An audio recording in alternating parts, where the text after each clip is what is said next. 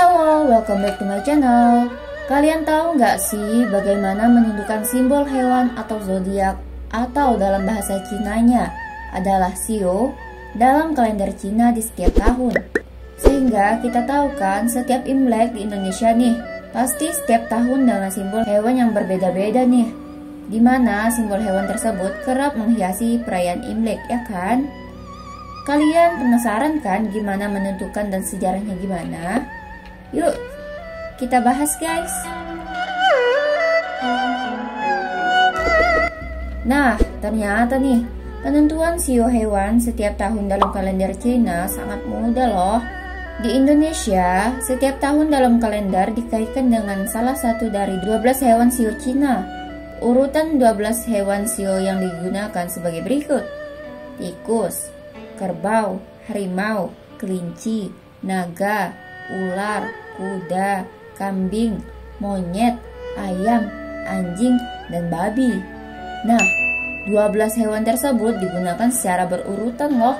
Lebih mudahnya nih, contohnya pada tahun 2023 ya ini shio kelinci ya kan? Nah, kita mundur ke belakang sesuai urutan. Maka pada tahun 2022 shio hewannya adalah harimau.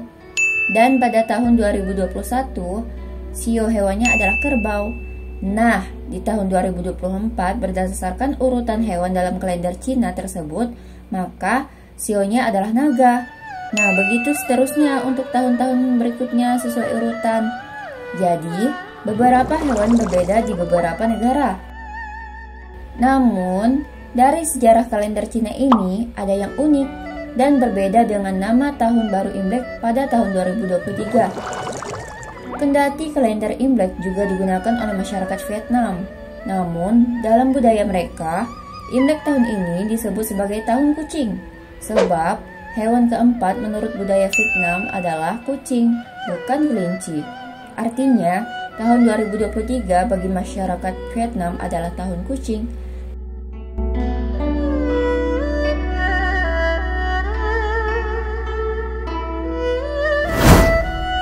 Nah, sangat mudah kan dalam menentukan zodiak hewan setiap tahunnya. Lalu, gimana sih sejarahnya?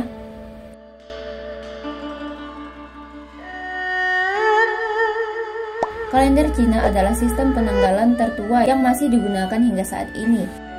Pada dasarnya, kalender Cina atau kalender Imlek adalah bulan.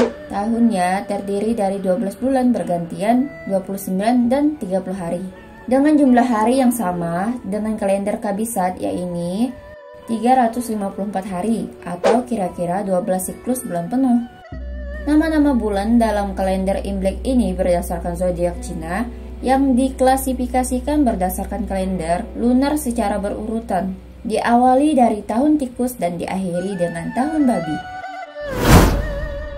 Kalender ini berbasis peredaran semu tahunan matahari dalam satu tahun yang dibagi dalam 5 fase sesuai dengan jumlah unsur dalam wuxing, yaitu kayu, api, tanah, logam, dan air. Baru pada dinasti Han, yaitu 202 sebelum Masehi sampai 220 Masehi, telah ditetapkan tanggal pertama di kalender Cina.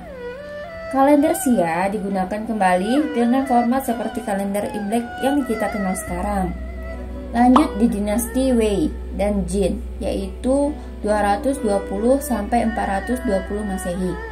Tradisi merayakan tahun baru ini dilakukan sesuai tanggal baru yang sudah ditetapkan untuk menyembah dewa dan leluhur. Sejarah tahun baru Imlek dalam kalender Cina, di Cina disebut sebagai Nongli Xinian, yang berarti tahun baru kalender petani. Kalender bertani ini diperkirakan berasal dari peradaban Cina kuno pada sekitar 3.500 tahun yang lalu. Dalam budaya masyarakat Cina, perayaan tahun baru ini adalah salah satu hari libur terpenting yang menandai akhir musim dingin dan awal tahun baru berdasarkan kalender lunisolar Tionghoa. Menurut salah satu sejarawan, perayaan ini dilakukan oleh para petani di Cina untuk menyambut pergantian musim dari musim dingin ke musim semi. Petani selalu menandai kapan musim dingin akan berganti ke musim semi supaya mereka bisa memulai bercocok tanam. Pergantian musim ini kemudian menjadi salah satu hari penting yang patut dirayakan oleh masyarakat Tionghoa saat itu, karena dipercaya dapat memberikan rezeki. Oleh karenanya, dalam kalender Cina atau kalender Imlek disebut juga sebagai Nongli atau kalender bertani. Nah, selain itu, ada beberapa cerita dan mitos yang berkembang terkait sejarah awal mula perayaan Imlek. Salah satunya untuk memperingati lahirnya Mahadewa Giok Hong Xian Te, yang dipercaya orang Tionghoa paling berkuasa di seluruh alam semesta. Oleh sebab itu, hari kelahiran Giok Hong Xian Te dirayakan pada perayaan Imlek melalui sembahyang. Dan ada juga nih legenda yang populer adalah tentang mitos Nian, binatang yang hidup di bawah laut atau pegunungan yang makan ternak, tanaman, dan bahkan manusia pada malam tahun baru.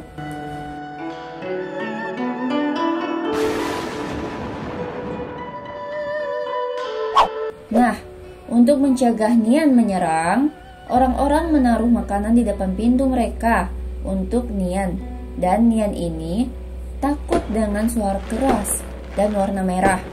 Nah, itulah mengapa ada tradisi menyalakan petasan hingga pagi saat malam tahun baru Imlek, yang legendanya untuk menghentikan Nian masuk dan juga menyalakan petasan untuk menakuti Nian.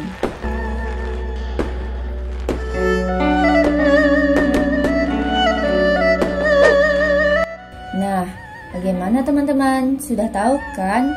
Jangan lupa like, komen, share, subscribe, dan aktifkan lonceng notifikasinya ya.